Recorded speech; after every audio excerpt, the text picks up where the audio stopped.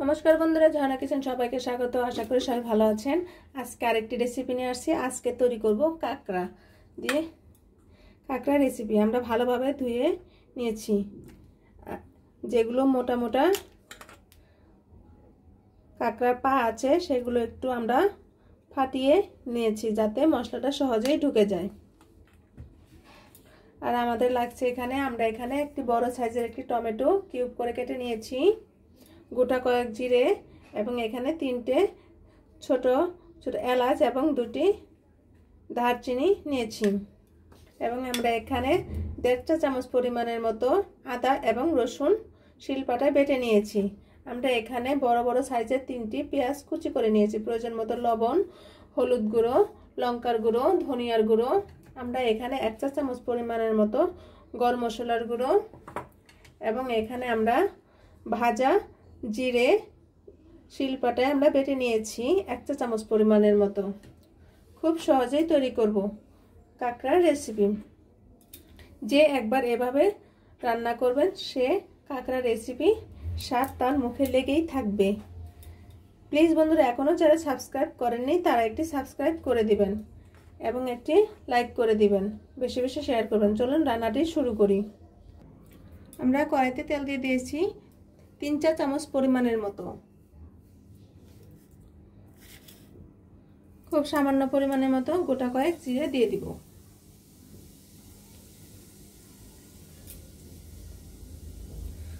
জিরাটা একটু brown colour চলে আসলে আমরা এর মাঝে পেঁয়াজ কুচি দিয়ে দিব। আমাদের জিরাগুলো ভাজা হয়ে গিয়েছে, এখন আমরা পেঁয়াজ কুচিগুলো দিয়ে দিব।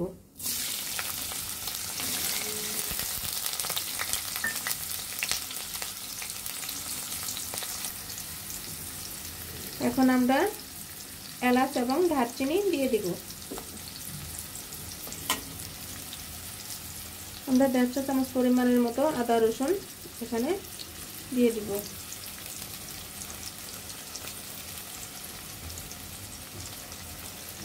টমেটো অবশ্যই আপনারা একটি টমেটো কুচি করে দিয়ে দিবেন, টেস্টটা আরো বেড়ে যায়।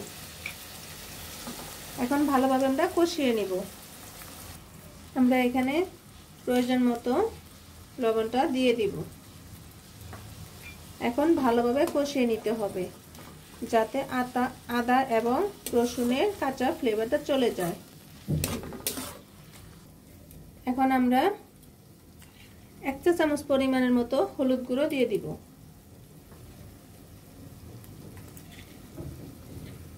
এক চা চামচ পরিমাণের মতো লঙ্কার গুঁড়ো দিয়ে দিব।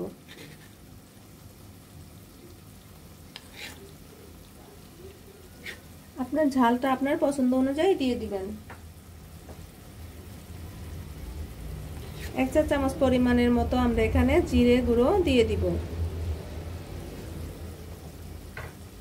এখন সবকটি মশলা ভালোভাবে কষে নিতে হবে। আবার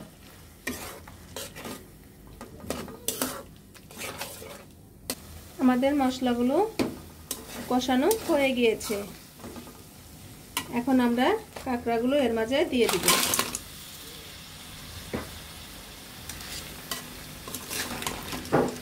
খুব কম সময়ে এবং খুব মজাদার একটি কাঁকড়ার রেসিপি। এখন ভালোভাবে আমরা কষিয়ে নিব। আমরা কিন্তু এভাবেই কষিয়ে নিব।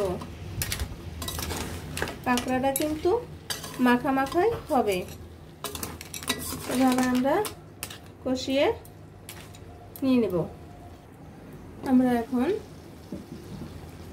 কাঁকড়াটা উল্টিয়ে নিব।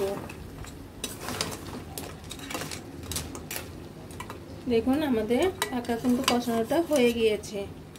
এখন খুব সামান্য পরিমাণের মতো জল দিয়ে দেব। আধা কাপের চেয়েও কম পরিমাণে আমরা জল দিয়ে দিব। এখন আমরা আবার ঢেকে দিব।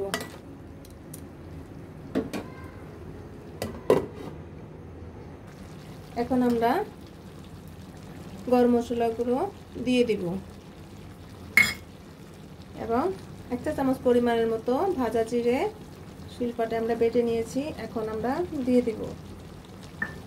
এখন ভালোভাবে মশলাগুলো মাখিয়ে নেব এবং আপনারা অবশ্যই লবণটা চেক করে দেখবেন এবং কমেন্টসে জানাবেন রেসিপিটা কেমন হলো। আপনারা আমার পাশে থাকবেন।